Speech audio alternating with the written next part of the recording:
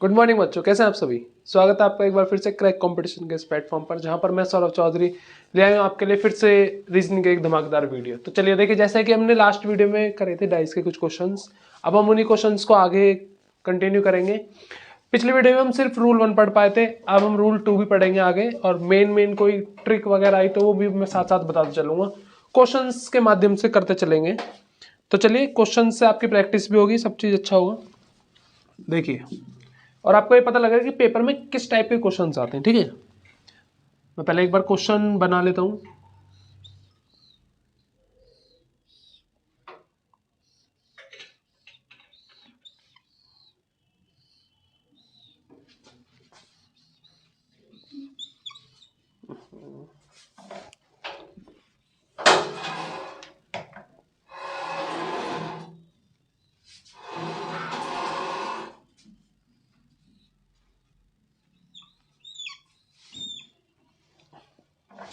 माफ कीजिएगा।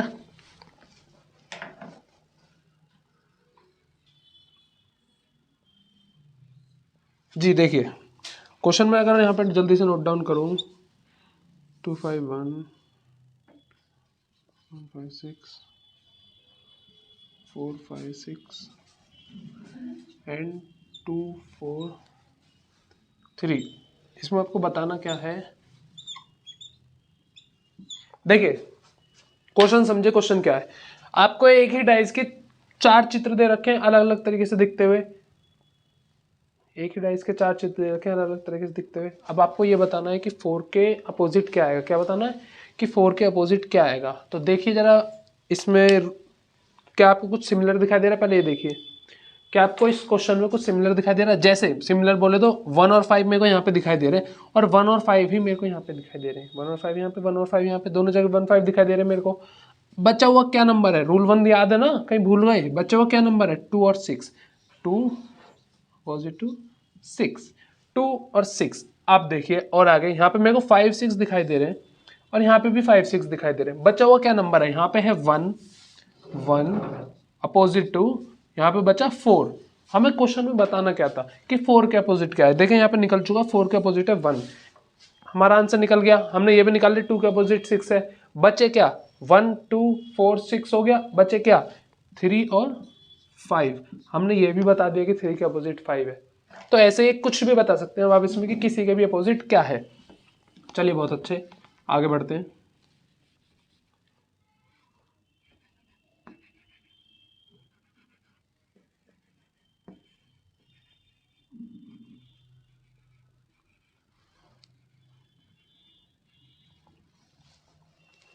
देखिए नेक्स्ट क्वेश्चन, देखिए करने की कोशिश करना खुद।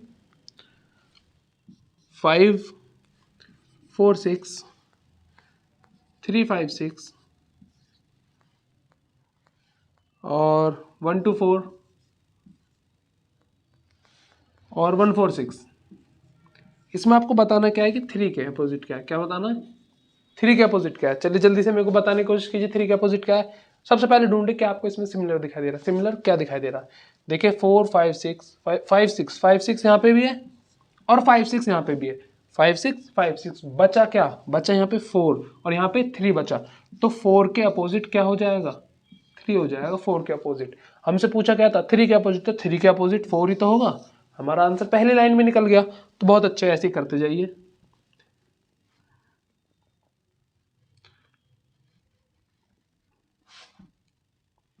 नेक्स्ट क्वेश्चन रखता हूं मैं आपके आगे। देखिए,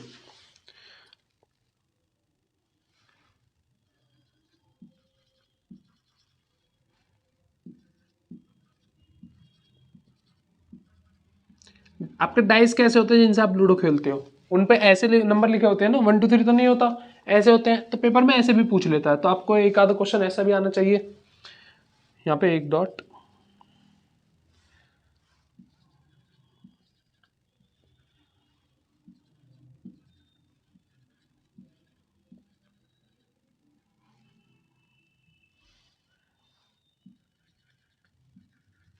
डॉट्स पे फोकस करना, कितने कितने डॉट्स हैं।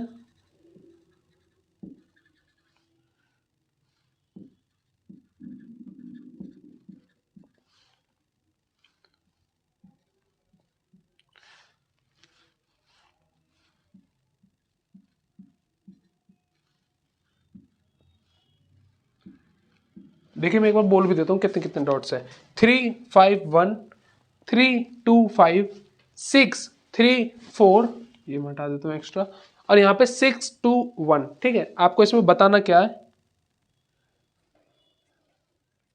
अच्छा देखिए इस क्वेश्चन में आपको क्या बताना है, ये मैं बोल रहा हूं कि आपका एक स्टैंडर्डाइज है। कैसा स्टैंडर्डाइज है? तो 4 ऑप्शन मैंने दिए, 1 2 3 और 4। अब आपको इनमें से बताना कौन सा स्टैंडर्डाइज है। क्वेश्चन ये था, find out the standard device from following device dices. तो 1 2 3 4 मैंने आपको डाइस की फोटो दी, इनमें से आपको ये बताना कौन सा स्टैंडर्ड डाइस है। स्टैंडर्ड डाइस क्या होता है? जिसके अपोजिट सम 7 होते हैं। देखिए, और उनकी एडजेसेंट साइड्स क्या होती हैं? जो बिल्कुल बराबर होती हैं, जैसे चिपकी हुई होती है ना, जैसे ये दीवार और ये पिछली दीवार चिपक रही है, ये साइड वाली दीवार और ये वाली दीवार चिपक रही है, छत और ये वाली दीवार चिपक रही है, तो पास पास वाली सतह को या साइड्स को कहते हैं एडजेसेंट साइड्स। जिनकी एडजेसेंट साइड्स का सम 7 आ जाए वो स्टैंडर्डाइज नहीं होता।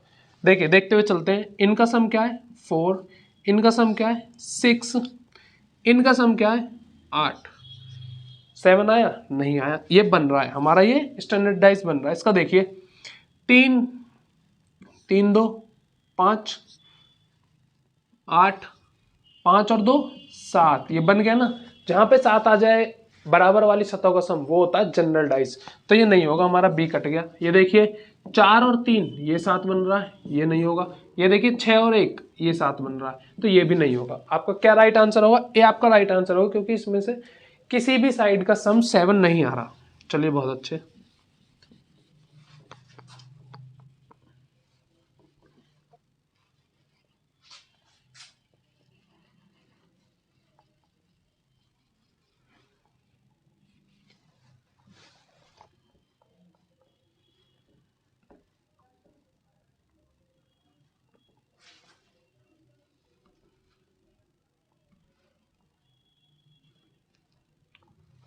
नेक्स्ट क्वेश्चन आपके आगे रखते हैं। देखिए नेक्स्ट क्वेश्चन है 2 3 5 6 4 5 1 2 3 1 6 4 1 6 4। ठीक है, आपको बताना किसके अपोजिट है? 2 के अपोजिट बताना। किसके? 2 के अपोजिट बताना। जल्दी से बताइए। डाइस देखिए, 4 डाइस आपके सामने, इनमें से में कोई बताइए 2 के अपोजिट क्या होगा। जल्दी देखिए। देखिए 2 3 5 4 5 6 1 2 3 2 3 2 3 कॉमन आया ना, चाहे कुछ और आया लेकिन कॉमन तो आया, तो लिख लो बस एक बार। 5 के अपोजिट क्या है? 2 3 2 3 1, क्या है? 1। 5 के अपोजिट 1 आ गया। ठीक है, 6 4 6 4, यहाँ पे भी 5 के अपोजिट 1 आ रहा है। ठीक है, और देखिए 1 3 1 4 1 4 1 4 2 3 5 4 5 6। ठीक है, देखिए और कुछ नहीं आ रहा। यहाँ पे आपका आ जाएगा रूल नंबर 2। क्या आ जाएगा? Rule number 2। रूल 2 क्या होता है देखिए, एक एक डिजिट ऐसे रखिए जो सेम आ रही हो। जैसे देखिए यहाँ पे हमें 2 मान लेते हैं, हमें 2 का बताना है ना, तो 2 ही मान लेते हैं। जैसे ये 2 है, ये 2 है, तो 2 लिख दीजिए।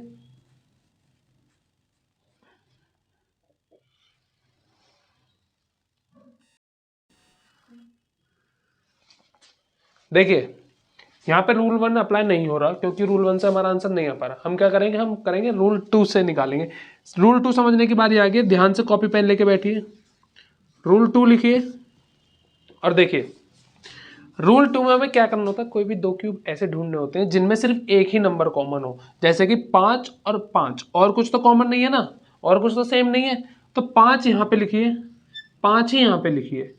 ठीक है, अब देखिए 5 के बाद हमें क्लॉकवाइज चलना है। क्लॉकवाइज क्या होता है? घड़ी की दिशा में, यानी कि ऐसे। और एंटी क्लॉकवाइज क्या होता है? घड़ी से विपरीत दिशा में, ऐसे की तरफ। हमें कैसे चलना है? क्लॉकवाइज। तो ऐसे घूमेंगे। 5 के बाद क्या आ रहा है? 3, इसके आगे लिख लीजिए। 3 के बाद क्या आ रहा है? 2, इसके आगे लिख लीजिए। ठीक है, इस वाले 5 पे आ जाते हैं। 5 यहाँ पे भी तो एक। 5 के बाद क्या आ रहा है? क्लॉकवाइज ही घूमेंगे। 5 के बाद आ रहा है 4, 4 के बाद क्या आ रहा है? 4 के बाद आ रहा है 6। ठीक है, अब देखिए 5 और 5 तो सेम है।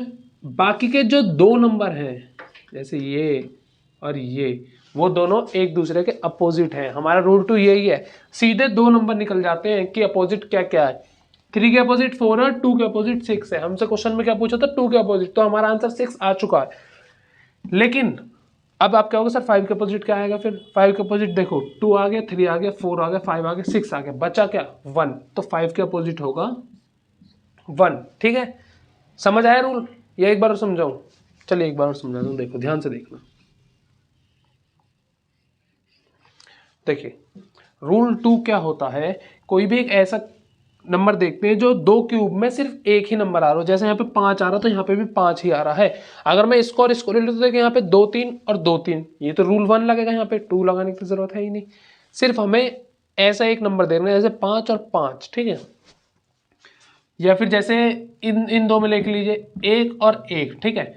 अभी मैंने आपको इससे समझाया, अब इससे समझा देता हूँ। 1 और 1 कॉमन है तो 1 लिख लीजिए, 1 लिख लिया, ये वाला 1 भी लिख लीजिए, ये वाला 1 भी लिख लिया। अब देखिए 1 के बाद क्लॉकवाइज चलिए ऐसे, फिर ऐसे चलना, ठीक है। 1 के बाद क्या आ रहा है 2, ऐसे लिख लो। 2 के बाद क्या आ रहा है 3, ऐसे लिख लो, ठीक है। अब इसमें देखिए 1 के बाद क्या आ रहा है 6, 6 के बाद क्या आ रहा है 4, क्या अपोजिट आ गए हमारे ये दोनों, ये दोनों अपोजिट आ गए। क्या पहले भी 2 के अपोजिट 6 आ रहा था, अब भी 2 के अपोजिट 6 आ रहा है। 3 के अपोजिट 4 आ रहा है और 1, 1 बचा। और क्या बचा है 5, तो 1 के अपोजिट क्या आ जाएगा 5 आ जाएगा, ठीक है। ये आपका रूल 2 होता है। चलिए बहुत अच्छे, आगे चलते हैं, कुछ क्वेश्चन और करते हैं।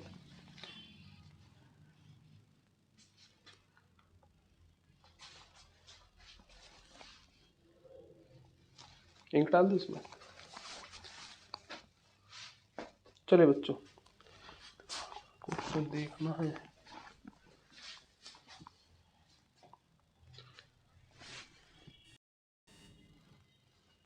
देखिए कुछ क्वेश्चंस आपके ऐसे भी आते हैं, आपको ये क्वेश्चंस देखने पड़ेंगे, इनमें आपको सिंबल्स आ जाते हैं। क्या आ जाते हैं सिंबल्स। अब सिंबल्स का तो आप ये नहीं कर सकते ना कि सर इसको इसको जोड़ के 7 आ रहा है, तो ये स्टैंडर्डाइज नहीं होते, ये जनरलाइज होते हैं सारे।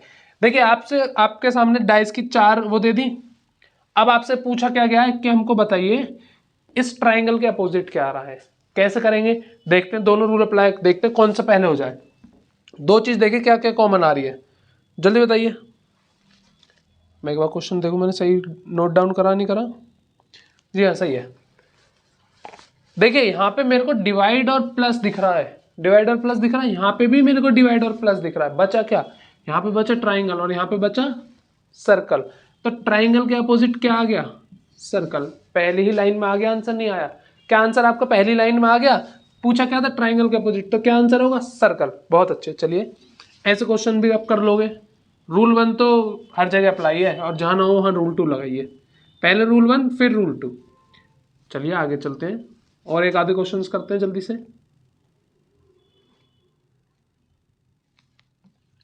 अच्छा इसके बाद मैं आपको थोड़ा सा वो भी समझाऊंगा कि कुछ आते हैं ना कि अनफोल्डेड डाइज है। अनफोल्डेड डाइज क्या होता है, मैं वो भी आपको समझाने की कोशिश करूंगा।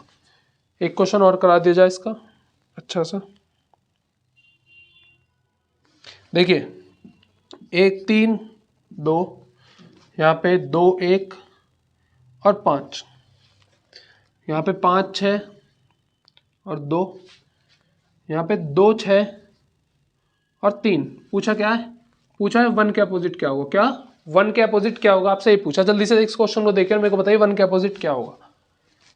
1 2 3, 1 2 5, 1 2 1 2 कॉमन है, 2 कॉमन आ गए, बचा क्या 3 और 5, ठीक है। ये दोनों अपोजिट आ गए एक दूसरे के। आगे 2 5 2 5, बचा क्या 1 और 6, 1 के अपोजिट क्या आ गया 6। रूल 1 से ऐसे जल्दी जल्दी करना, पेपर में लिखना तो आपको है ही नहीं, सीधा देखना बस। अच्छा 2 5 2 5 पूछा 1 है तो 1 के अपोजिट क्या होगा 6 होगा।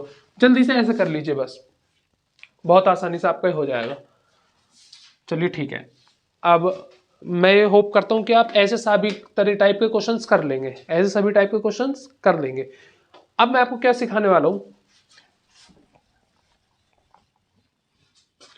देखिए कुछ डाइस आते हैं कि इनको अनफोल्ड करके दिखाइए या इनके अपोजिट बताइए, अनफोल्डेड में या फोल्डेड में, ठीक है। अनफोल्डेड में या फोल्डेड में। देखिए आपको डाइस दे देते हैं कुछ ऐसे।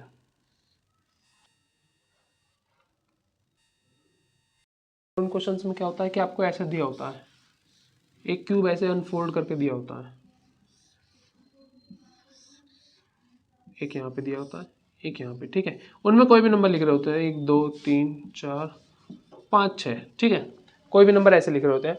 अब आपसे अगर इसमें डायरेक्ट ये पूछ लेते हैं कि ये बताइए एक के अपोजिट क्या होगा, क्या एक के अपोजिट क्या होगा, डायरेक्ट पूछ ले तो कैसे बताएंगे आप?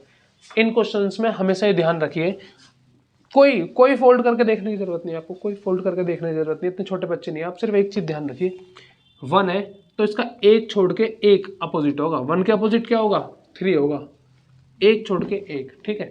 2 है तो इसका एक छोड़ के एक नीचे वाला अपोजिट होगा, 2 के अपोजिट क्या होगा, 4 होगा। अब जो इधर है उसका अपोजिट होगा इधर वाला, 5 का अपोजिट होगा 6। इनमें ये होता है हमेशा जब ऐसी फिगर बनी हो, ठीक है। दूसरी फिगर मैं यहाँ पे बना के दिखाता हूँ आपको, देखना एक बार। एक फिगर कुछ ऐसे भी दे देते हैं, ये और ये, ठीक है, 1 2 3 4 5 6। अब मैं इसमें पूछ लूँ कि मेरे को जरा बताइए कि 4 के अपोजिट क्या है, क्या बताइए 4 के अपोजिट क्या है, तो मेरे को बता पाएंगे आप? सेम होता है, सबसे ऊपर देखिए 2 का एक छोड़ के 4, 2 के अपोजिट होगा 4, 3 के अपोजिट होगा एक छोड़ के 5, और जो इधर है एक उसका अपोजिट होगा इधर वाला 6, यानी कि 1 का अपोजिट होगा 6। समझे अच्छे से? इधर का अपोजिट इधर, इधर का अपोजिट इधर। एक टाइप का और आता है इसमें, सिर्फ आप वो और देखिए क्या होता है वो, देखिए वो आता है ऐसे लेटा हुआ,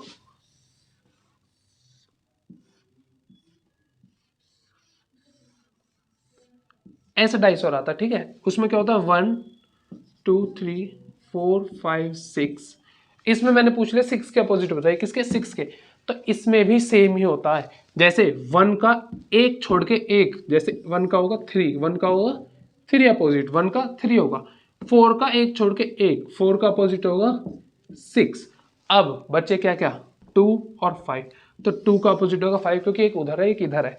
ये आपको बस सिर्फ ये देखना होता है। इन वाले में तो हमेशा ऐसे और ऐसे, ऐसे और ऐसे, ऊपर नीचे। इन वाले में ऊपर नीचे ऐसे ऐसे, और उन वालों में भी सेम इसी की तरह। आपका कोई भी क्वेश्चन आ जाए ऐसे में, डायरेक्ट आप आंसर पटक के देना उसको कि 6, इसमें पूछ लिया अच्छा 2 का बताइए, तो 2 का मैंने अभी बताया, 2 का अपोजिट होता है 5। इस वाले में हमेशा ऐसा ही होता है, 2 का अपोजिट होता है 5। अगर आप इनको फोल्ड करके देखेंगे आपको तब भी समझ आ जाएगा, लेकिन 2 का अपोजिट होता है 5, 1 का 3, 4 का 6। तो आई होप आप सभी को अब डाइस बिल्कुल अच्छे से आ गया होगा। अब आपको क्या करना है, अब आपको इनकी घर पे बहुत अच्छे से प्रैक्टिस करनी है, तभी आप इसको अच्छे से बिल्कुल अच्छे से कर पाएंगे। तो चलिए धन्यवाद, आज के लिए इतना ही, फिर मिलेंगे अगली वीडियो में।